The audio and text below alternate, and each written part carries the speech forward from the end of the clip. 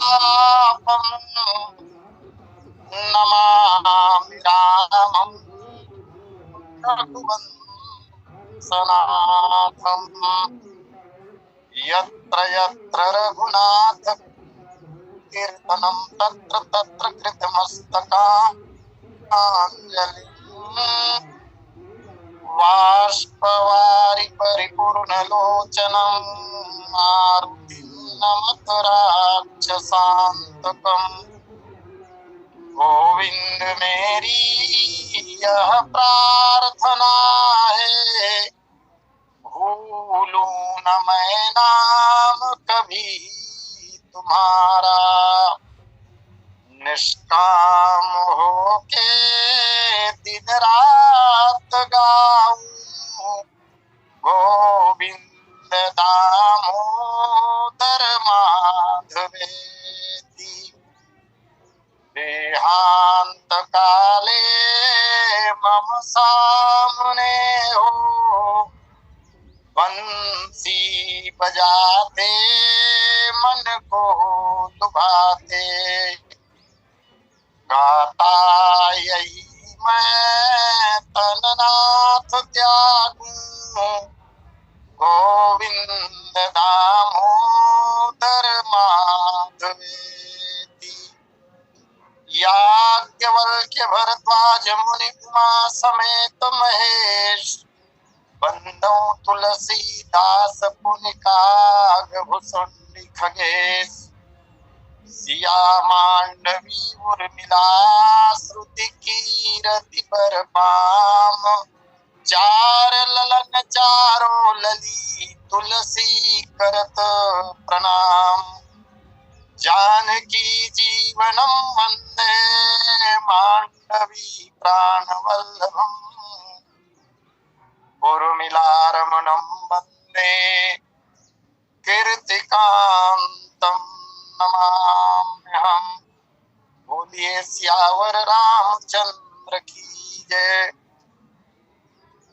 अनंत अनंत अनंत कोटि ब्रह्मांड नायक अकारण करुणा वरुणालय मर्यादा पुरुषोत्तम मेरे इष्ट श्री सीता रामचंद्र जी महाराज, श्री राम कथा के आद्य आचार्य भगवान भूपावन शंकर जी, श्री सीताराम जी के चरण कमलों में नित्य अनुराग रखने वाले अंजनी नंदन हनुमान जी महाराज,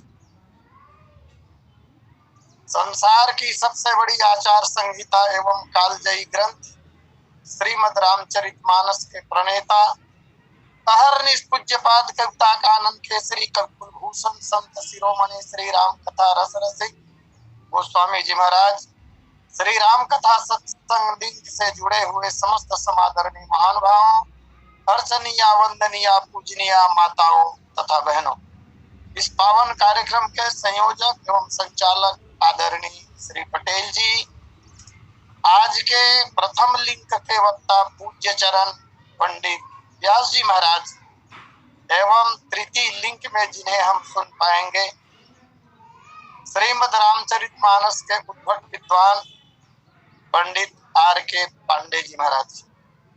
आइए विनत भाव से आप सबों के प्रति कृतज्ञता ज्ञापित करते हुए जो समय प्राप्त हुआ है उस समय का सदुपयोग करने का प्रयास हो। बाल चरितो प्रभु बहु विधि कीन्हा,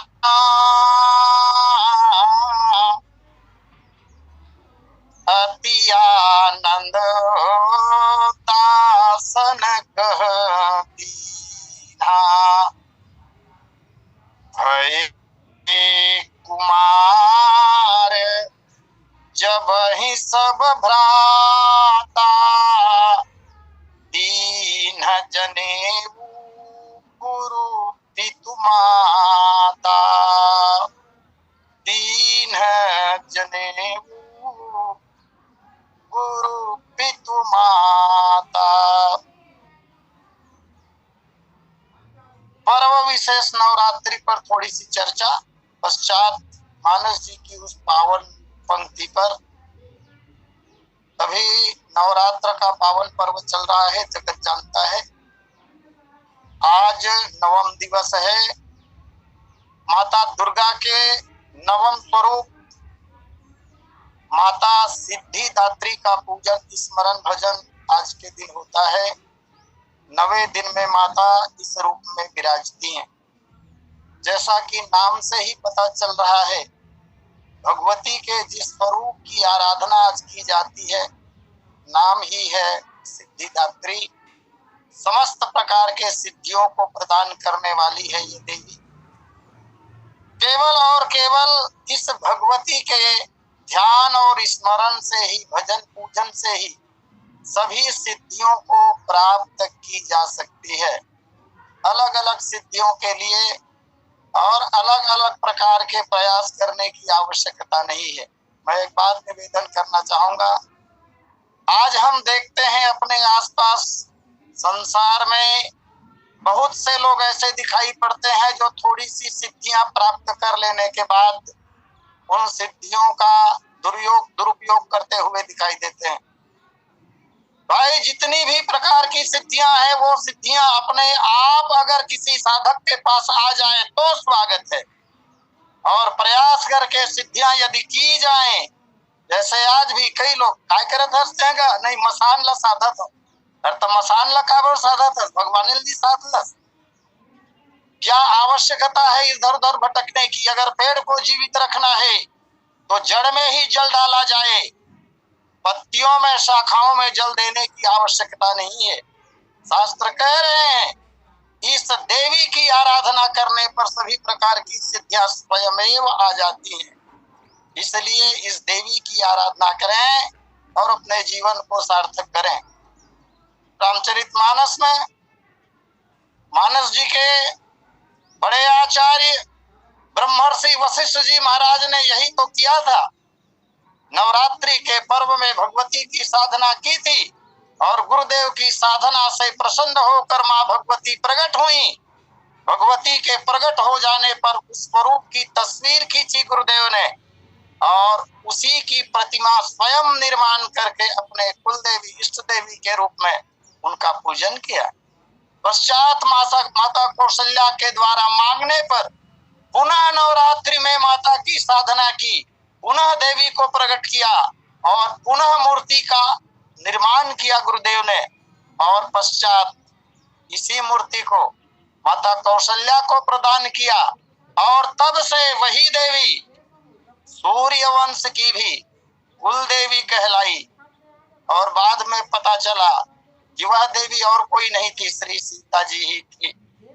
विवाह के अवसर पर जब बहू बनकर श्री सीता जी आई, माता कौशल्या ने प्रथम बार जब बहू का मुखमंडल देखा तो चक्रवर्ती जी महाराज से कहा, बोले महाराज, हमारी कुल देवी और बहू रानी, इन दोनों का स्वरूप बिल्कुल एक जैसा मिलता है। होगा भी कैसे नहीं, होगा भी कैसे नहीं, क्योंकि रंगनाथ जो सूर्य वंश के कुल देवता हैं, वो रंगनाथ और कोई नहीं, राम जी ही तो हैं। भगवान श्री रामचंद्र जी महाराज की स्तुति करते हुए भगवान भूत भावन शंकर जी ने कहा था, बार बार वर मांगहु हर्षि देहु श्री रंग, पद सरोज अनुपाई भगति सदा सत्संग। और तब जब कुल देवता बनकर श्री राम ही स्थापित हैं, तो श्री सीता जी को छोड़कर दूसरी कुल देवी कौन हो सकती है? इस तरह ये साधना का महान पर्व। आइए इस पर आज इतना ही मानस जी की उस पंक्ति पर यात्रा करने का प्रयास करें जहाँ गोस्वामी जी महाराज ने कहा, बोले भय कुमार जब ही सब भ्राता, तो दीन जनेऊ गुरु पितु माता। जैसे ही सभी भाई श्री राम, लक्ष्मण, भरत और शत्रुघ्न जी कौमार अवस्था को प्राप्त हुए, कुमार अवस्था में जैसे ही वे पहुंचे और तब वैसे ही दीन जनेऊ गुरु पितु माता, गुरु जी ने, पिताजी महाराज ने और माता ने इनका यज्ञोपवीत संस्कार कराया। निवेदन यह, यज्ञोपवीत संस्कार हुआ कब? हमारे शास्त्र हर बातों पर बहुत बारीकी से विचार करते हैं और विचार करके अनुसंधान करके सारी बातें वैज्ञानिक कही हमारे शास्त्रों ने। यह बात अलग है कि हम उनमें छिपे हुए विज्ञान को जाने अथवा न जाने। यज्ञोपवीत संस्कार अत्यंत महत्वपूर्ण संस्कार है। यह दोबारा जन्म माना जाता है, यह दूसरा जन्म माना जाता है।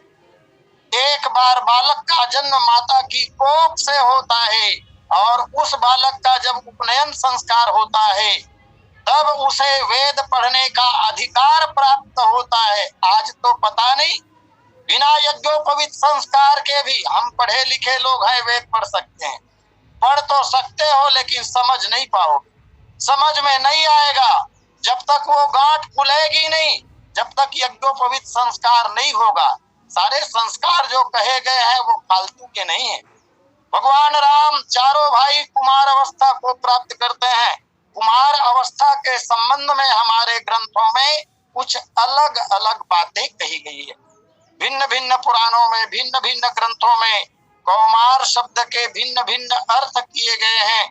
कुमार अवस्था के संबंध में अलग अलग मत प्राप्त होते हैं। इसीलिए श्रीमद् भागवत महापुराण में ही भगवान श्री कृष्ण चंद्र जी महाराज के संबंध में उनकी आयु के बारे में कुमार और पौगंड अवस्था की चर्चा की गई है। और जो श्लोक दिया वेद व्यास जी महाराज ने, एतत् कौमारजम कर्म हरेरात्मा ही मोक्षणम मृत्यो पौगंड के वाला आदि, इसकी व्याख्या जब की है प्रख्यात टीकाकार जो हुए हैं श्रीमद् भागवत महापुराण के श्रीधर स्वामी, उन्होंने इसकी व्याख्या की है। तब वो लिखते हैं कि 5 वर्ष के अंत तक ये कौमार अवस्था, और उसके पास 5 वर्ष के हो जाने के बाद फिर 10 वर्ष तक, माने 6वें वर्ष से 10वें वर्ष तक ये पौगंड कहलाता है। 15 वर्ष की आयु तक उन्होंने किशोरावस्था माना है और उसके पश्चात युवावस्था कहा गया है। लेकिन अध्यात्म रामायण में थोड़ी सी भिन्नता पाई जाती है। अथ कालेन ते सर्वे कौमारम प्रतिपेदिरे उपनीता वसिष्ठेन सर्व विद्या विशारदा। गुरुदेव वशिष्ठ कह रहे हैं, वशिष्ठ के कथन को भगवान शंकर ने कहा कि कुछ काल बीतने पर, कुछ दिन बीत जाने पर सभी भाई कुमार अवस्था को प्राप्त हुए। और जब कुमार अवस्था को प्राप्त हुए तब गुरुदेव वशिष्ठ ने उन बालकों का उपनयन संस्कार किया। उपनयन संस्कार हो जाने के बाद ही विद्या पढ़ने का अधिकार बालक को प्राप्त होता है। यह विचारणी बातें हैं कि जो संपूर्ण जगत के स्वामी हैं, सर्वशास्त्र विशारद हैं। अब सर्वशास्त्र विशारद भी इनके लिए छोटी उपाधि हो जाएगी। जिनकी सांसों से ही वेद प्रकट होते हैं, उस भगवान को विद्या पढ़ाने के लिए उनका उपनयन संस्कार किया जा रहा है। संकेत हमारे लिए है, हम लोग भी ऐसा करें। हमारे इष्ट ने जब ऐसा किया, हमारे आदर्श ने ऐसा किया, तो आदर्श के पद चिन्हों पर चलना ही हमारे लिए आदर्श है। तो भगवान का चारों भाइयों सहित वशिष्ठ जी महाराज जो है वो उपनयन कर रहे हैं। अध्यात्म रामायण के जो प्राचीन टीकाकार हुए हैं नागेश भट्ट जी महाराज, उनके शिष्य हुए बड़े विद्वान श्री राम वर्मा जी, उन्होंने कुमार अवस्था किसे माना है यह मैं निवेदन कर रहा हूँ। कौमारम प्रतिपेदिरे, इसका अर्थ उन्होंने किया कौमारम 5 वर्षाधिकत्वम, अर्थात 5 वर्ष की आयु पूरी हो जाने के बाद की अवस्था को कुमार अवस्था कहते हैं। इस तरह पिछली कथा में मैंने जो निवेदन किया था, इस पंक्ति के पूर्व भगवान राम की आयु वैसे भी 10 वर्ष की हो चुकी है। अर्थात 10 वर्ष की अवस्था भगवान पार कर चुके हैं और 10 वर्ष की अवस्था पार करने के पश्चात जब गोस्वामी जी महाराज यह कह रहे हैं कि भय कुमार जब ही सब भ्राता, तो भगवान राम 11वें वर्ष में प्रवेश कर चुके हैं। 11वां से 20 वर्ष तक की जो अवस्था है उसे कुमार अवस्था कहा। अन्वितार्थ प्रकाशिका में यह विवरण प्राप्त होता है।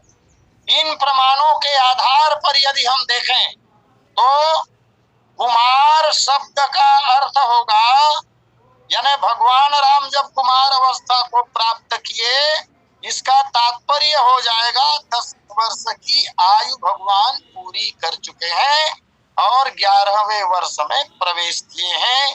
तब भगवान का उपनयन संस्कार हुआ।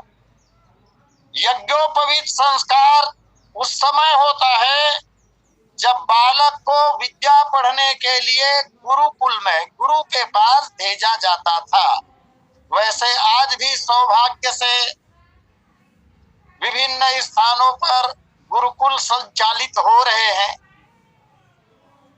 पुराने जमानों में इस तरह के स्कूल नहीं होते थे, केवल गुरुकुल होते थे और गुरुकुल आश्रमों में बालक जाकर पूज्य गुरुदेव की चरण की छाया में रहकर ब्रह्मचर्य व्रत का पालन करते हुए वेदाध्ययन करते थे और जब विद्या पूरी हो जाती थी तब अपने गुरुदेव को गुरु दक्षिणा चुकाकर बालक फिर अगले किस आश्रम में उन्हें प्रवेश करना है इसका निर्धारण करके फिर अन्य आश्रमों में प्रवेश करते थे। ब्रह्मचर्य आश्रम वैसे 25 वर्ष की आयु तक प्रायः कही जाती है, अर्थात कुमार अवस्था में यज्ञोपवीत संस्कार हुआ और फिर गुरुकुल में गुरुदेव से विद्याएं पढ़ी। 25 वर्ष की आयु तक सभी विद्याओं में निष्णांत हो जाने के पश्चात द्वितीय जो आश्रम है वो कहलाता है गृहस्थ आश्रम। लोग गृहस्थ आश्रम में प्रवेश करते थे। विवाह करके जिस समाज में हमारा जन्म हुआ है उस समाज को आदर्श संतान देते थे। 50 वर्ष की आयु पूरी हो जाने के बाद वानप्रस्थ आश्रम में जाना होता था और 75 वर्ष की आयु पूरी हो जाने के पश्चात तब संन्यास आश्रम लोग ग्रहण कर लेते थे। वैसे वेद ने भी बड़ी सुंदर बात कही। एक प्रार्थना वेद की मुझे याद आ रही है, स्तुता मया वरदा वेद माता प्रचोदयन्ताम पावमानी द्विजानाम आयु प्राणम प्रजाम। जो मैं कहना चाह रहा था, गृहस्थ आश्रम में प्रवेश करने के बाद संतान उत्पन्न करना। स्तुता मया वरदा वेद माता प्रचोदयन्ताम पावमानी द्विजानाम आयु प्राणम प्रजाम पशुं कीर्तिम द्रविणम ब्रह्मवर्चसं मह्यं दत्वा ब्रजेत ब्रह्मलोकम। इस तरह लोग अपनी जीवन लीला संपन्न किया करते थे। हमारे ग्रंथों में या हमारे धर्म में 4 वर्णों की व्यवस्था की गई है, ब्राह्मण, क्षत्रिय, वैश्य और शूद्र। और वर्णों के अनुसार अलग अलग आयु में कुमारों का यज्ञोपवीत संस्कार कराने का विधान भी है। तब ये कहा जाता है कि ब्राह्मण कुमार जो होगा उसका यज्ञोपवीत कब हो, क्षत्रिय का कब हो, तो सामान्य तौर पर यदि ब्राह्मण कुमार है तो सामान्य ब्राह्मण कुमार का यज्ञोपवीत संस्कार के लिए 8 वर्ष की आयु, क्षत्रिय के लिए 11 वर्ष की आयु और वैश्य के लिए 12 वर्ष की आयु का विधान है। लेकिन यदि कुशाग्र बुद्धि वाला हुआ बालक तब यह नियम लागू नहीं होता। इस आयु के पूर्व भी इन कुमारों का यज्ञोपवीत संस्कार किया जाता रहा है अथवा किया जा सकता है। पारस्कर गृह्य सूत्र में सुंदर वर्णन आता है, 8 वर्ष ब्राह्मण, 8 वर्ष की आयु में ब्राह्मण, जैसा कि मैंने अभी कहा, और 12 वर्ष में वैश्य, 11 वर्ष में क्षत्रिय। छंदावली रामायण में भगवान राम आदि चारों भाइयों का जो यज्ञोपवीत संस्कार हुआ है उसका वर्णन कवि ने स्पष्ट रूप से लिखा है। छंदावली रामायण में कहते हैं, 11 वर्ष के राम भये जब, बोली गुरु उपवीत दिए तब। जब रामादि चारों भाई 11 वर्ष के हुए तब गुरुजी ने यज्ञोपवीत संस्कार किया। मनुस्मृति में यह कहा गया है, अगर बालक बहुत होनहार हो, कुशाग्र बुद्धि वाला हो, तो ब्राह्मण कुमार का यज्ञोपवीत संस्कार 5वें वर्ष में किया जा सकता है। क्षत्रिय कुमार बहुत तेज हो तो 6वें वर्ष में, वैश्य का 8वें वर्ष में उपनयन संस्कार कर दिया जाए। महाराज मनु ने कहा, इन सब दृष्टियों से विचार करने पर ऐसा लगता है भगवान यद्यपि बहुत कुशाग्र बुद्धि वाले हैं, भगवान की बुद्धि के सामने संसार में और किसकी बुद्धि टिक सकती है। संसार में महान से महान सबसे बड़ा ज्ञानी दुनिया का प्राकृत व्यक्ति यदि हो जाए तब भी वह अल्पज्ञ ही कहा जाएगा। सर्वज्ञ तो केवल भगवान होते हैं। तब भी भगवान ने मानव शरीर धारण करने के बाद सामान्य बालकों जैसी लीला भी तक की है, 1-2 लीलाओं को छोड़कर।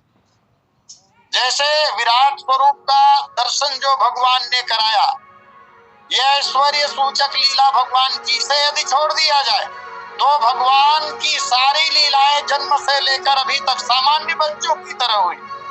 इसलिए भगवान का उपनयन संस्कार भी सामान्य बच्चों के समान ही संपन्न हुआ। दीन जनेऊ गुरु पितु माता, जनेऊ देना मतलब जनेऊ पहनाना, इसे बरुआ भी कहते हैं, उपनयन संस्कार भी कहा जाता है। यह क्यों किया जाता है, इसका वैज्ञानिक पक्ष क्या है?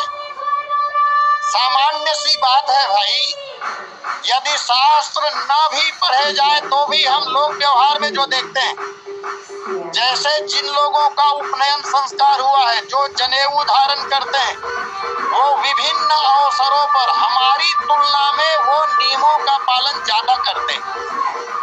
हम लोग देखते हैं वो लोग हमारी तुलना में नियमों का पालन ज्यादा करते हैं, हमारी तुलना में शुद्धता का विचार उनमें ज्यादा होता है, तो हमसे श्रेष्ठ तो ऐसे ही हो गए।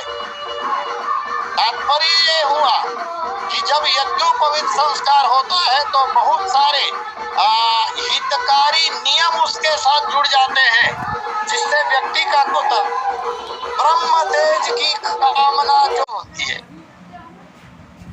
अब उपनयन संस्कार होने के बाद एक निवेदन और करूं, जिस गुरु जी ने उपनयन संस्कार किया है उसकी जिम्मेदारी बढ़ जाती है। वैसे गुरु बहुत गुरुतर शब्द है। गुरु का अर्थ होता है, आज की दृष्टि से यदि देखें तो गुरु एक प्रकार से कॉन्ट्रैक्टर ही है, ठेकेदार। ऐसा नहीं है हरई शिष्य धन शोकन हरई सो गुरु अवश्य नरक परई। यदि शिष्य स्वीकार की तो मैंने पढ़ा है, नारद पुराण में वर्णन आता है, अगर कोई गुरु और शिष्य स्वीकार किया इन्हीं को यदि मुक्ति नहीं दिला सकता तो सुयोग्य होते हुए गुरु की भी मुक्ति नहीं हो सकती। और मैंने सुना भी है विद्वानों से, ये कॉन्ट्रैक्टर होते हैं, जैसे बिल्डिंग का कॉन्ट्रैक्ट आपने लिया, अंतिम भुगतान तब होगा जब बिल्डिंग पूरा करके चाबी बिल्डिंग की दी जाएगी विभाग को। अब यहाँ मुक्त करने के लिए ही शिष्य बनाया गया और उसकी मुक्ति नहीं कर पाए तो अंतिम भुगतान माने मुक्ति नहीं मिलेगी गुरु। गुरु का परम कर्तव्य हो जाता है कि यज्ञोपवीत संस्कार करने के बाद वह शौच विधि अपने शिष्य को सिखाए, अग्निहोत्र की शिक्षा दे, संध्योपासना सिखाए, और ये सब उसका विद्यार्थी जब सीख जाए तब बालक को विधिवत वेद पढ़ाए। दोनों संध्याओं के समय गायत्री का जाप किया जाना चाहिए। ऐसा जो करता है वो बड़ा तेजस्वी और प्रतापी, प्रतिष्ठित, ऐश्वर्यवान और दीर्घायु होता है,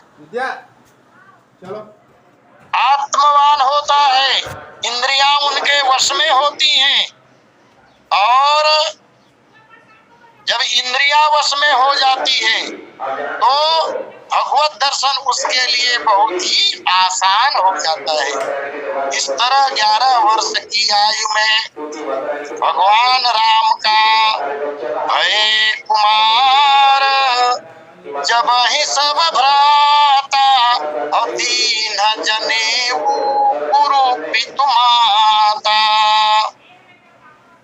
भगवान का जब यज्ञोपवीत संस्कार हुआ तो विष्णुपदी रामायण में एक बहुत सुंदर पद प्राप्त होता है। आइए मैं निवेदन करूं आपसे। अभी अभी मैंने निवेदन किया था कि जब यज्ञोपवीत संस्कार बालक का होता है तो उसे भिक्षा मांगनी पड़ती है, और माता बहन और परिवार के लोग ये उन्हें भिक्षा देते हैं। भिक्षा मांगने का तात्पर्य हुआ विनम्रता। जो आदमी विनम्र होगा वही किसी से भिक्षा मांगेगा भाई। माने जीवन में विनम्रता सिखाने के लिए, विनम्रता को पुष्ट करने के लिए, विनम्रता के भाव को आगे बढ़ाने के लिए यह विधान किया गया। भगवान का भी जब यज्ञोपवीत संस्कार हुआ और तब कवि कह रहे हैं, चारी कुंवर दशरथ जी के, ये सोहर के लय में है, चारी कुंवर दशरथ जी के अपने बरुआ सुहावन हो। यज्ञोपवीत संस्कार को ही बरुआ भी कहते हैं। जब चारों कुमारों का ये संस्कार हो गया तब कंचन रतन खड़ाऊ तो सोहे छोटे छोटे पायन हो, कमर कौपीन हो करधन बट रूप जनावन हो। भगवान के छोटे छोटे पैर हैं, कंचन अर्थात सोना और रत्न से जड़े हुए खड़ाऊ बने हैं। भगवान के छोटे छोटे पांव में भगवान खड़ाऊ धारण किए हैं। कमर कौपीन और करधन बट रूप जनावन हो, बटुक सन्यासी का रूप भगवान का दिखाई दे रहा है। कांध में पियर जनेऊ, जनेऊ जो है वो पीले हल्दी से रंग दी गई है। कांध पे पियर जनेऊ पहिरे अति पावन हो, हाथ कनक मणि कंकल लिया दोना सुहावन हो। और भगवान गले में गजरा धारण किए हैं, कर गजरा दृग काजर, आंखों में काजल लगा हुआ है। और भगवान की माधुरी मूर्ति ऐसी दिखाई दे रही है कि गर गजरा दृग काजर तीनों लोक रिझावन हो, माल रुचिर पट बांधे मानो ठाड़े है बावन हो। क्या बात है। कवि का भाव देखें यहाँ पर। भगवान जब यज्ञोपवीत धारण करके खड़े हैं तो ऐसे दिखाई दे रहे हैं मानो साक्षात भगवान वामन ही खड़े हो। अब ये भगवान वामन ही तो हैं। एक अवतार में भगवान वामन ही तो बने थे श्री राम। तो आज पुनः मानो वामन उतर समय सब कामिनी समाचार पूरी अयोध्या में तेज गति से द्रुत गति से फैल गई। तो शुभ समय को जानकर अयोध्या की ललनाएं राजभवन में इकट्ठी हुई। जान इस समय सब कामिनी लागी मंगल गावन हो, मंगल गीत गा रही हैं। और अब देखिए भगवान राम को पहली भिक्षा किसने दी, ये ज्यादा महत्व की बात है। पहली भीख दिन ही दुर्गा, अभी दुर्गा पक्ष भी चल रहा है, भगवती दुर्गा प्रभु श्री राम को भिक्षा देने के लिए वहां प्रकट हुई हैं और माता दुर्गा ने पहली भिक्षा श्री राम को दी। पहली भीख दिन ही दुर्गा तुझी बानी दयावान हो, माता सरस्वती माता वाणी भी पधारी हैं। दूसरे क्रम में भगवती सरस्वती ने प्रभु राम को भिक्षा दी। तीसरे क्रम में किसने भिक्षा दिया?